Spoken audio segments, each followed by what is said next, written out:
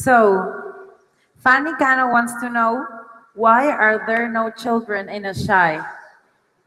Why, what? Why are there no children?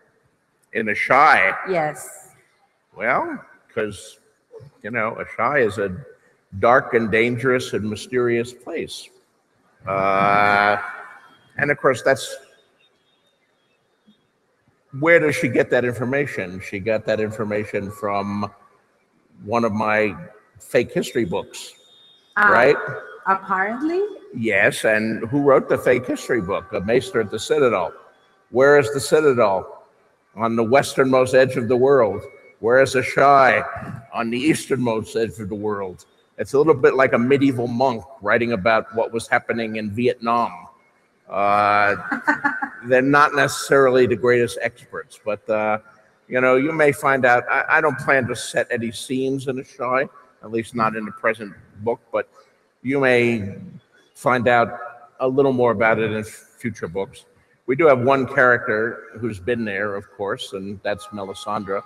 So in the chapters from her thought, you may occasionally have her think back on some of her time in Asshai. Okay. So, Ignacio Adán Vera Rodriguez, if you lived in the universe of A Song of Ice and Fire, what religion would you follow and why? Wow. What religion would I follow and why? Well, that's an interesting question. You know, the predominant religion, of course, is the faith of the seven in the world of Westeros. So there's a certain advantage to following that, because in any society, if you're part of the predominant religion, it has social advantages. You're accepted, you're part of the major group, you're respectable. If you follow a different religion, you're not so respectable. On the other hand, Melisandre's religion, they actually seem to have magical powers, bringing people back from the dead and things like that. That's a powerful selling point. I've often thought in the real world, if there was one religion where, you know, they had actual magical powers and could like do miracles on command, and you know, all of the religions have miracles, you know, 2,000 years ago or 500 years ago, or they're all in their holy books, but none of the people around currently can do those things. So, you know, and they all promise eternal life, but everybody in them always dies. So I think a religion where they had actual magic that worked would become a very popular religion, in whether it's in the real world or in Westeros. Of course, there is a certain grim intellectual power behind the faith of the Faceless Men. Valar Morghulis, all men must die, and you know, all men do die, so it doesn't seem to matter what god they pray to. In the end, they're dead, which would seem to indicate that the god of death is a really, really powerful god, and maybe one that we should pay attention to. Okay, thank you. The next one was sent by Adelaida Jaramillo, and she wants to know, is any of your characters going to die of old age?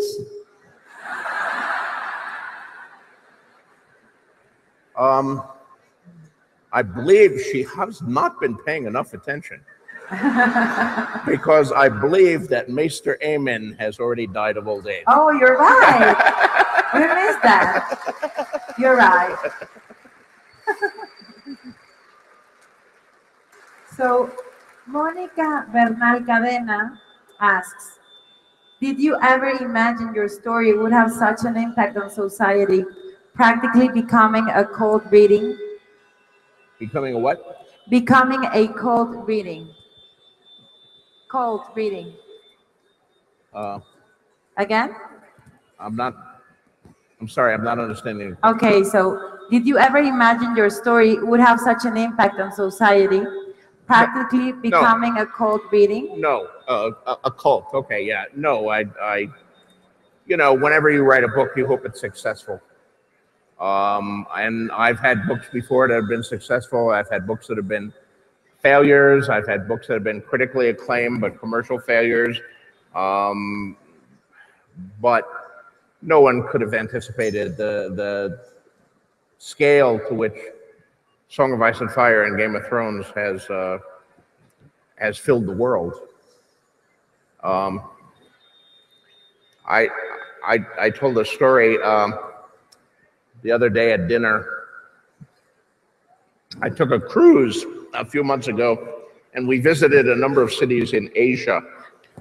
And we stopped on the Isle of Borneo, and we visited this tourist attraction in Borneo where there are 5 tribes that have gotten together, and they've all built replica villages of their ancient tribe, you know, the longhouses, and you walk through the jungle and the hills with your group from the bus tour.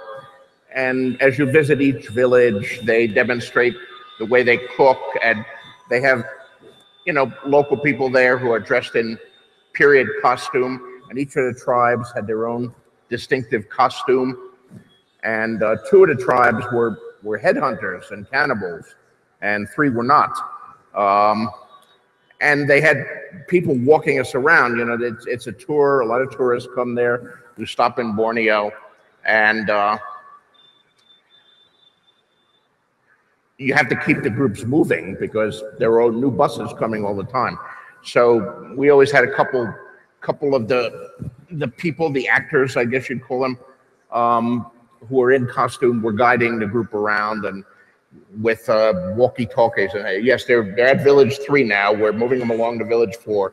Yes, we're just starting the archery exhibition, and they were keeping track. And we had one of the cannibal headhunter guys who was walking with us for all 4 hours, wearing basically nothing but a breechcloth around his waist, and carrying a walkie-talkie.